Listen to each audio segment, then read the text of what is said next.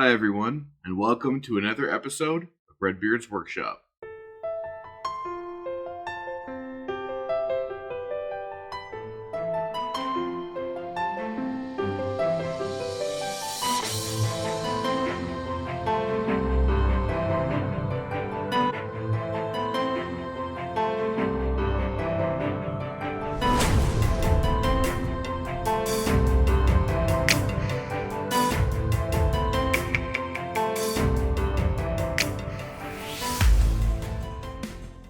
Alright, so today we're not making anything super crazy. What I've done is I've actually purchased a template from Tandy Leather, and we're going to be using that template today to make a project. Now, what this is meant for is actually for a valet tray, which is used for, your keys or your change, what have you. But what I'm going to repurpose it for is as a dice tray for my D&D players. So I've talked about it in other videos, but I finally am starting my new Dungeons & Dragons campaign with 4 players. And so what I'd like to do is give them as a gift a dice tray each with a symbol carved into the center of it that somehow relates to or reflects their characters, whether that be an organization that they're a part of, a class symbol, or something like that. So no real need to talk about this too much. We got our leather, we got our template. Let's dive right into the video.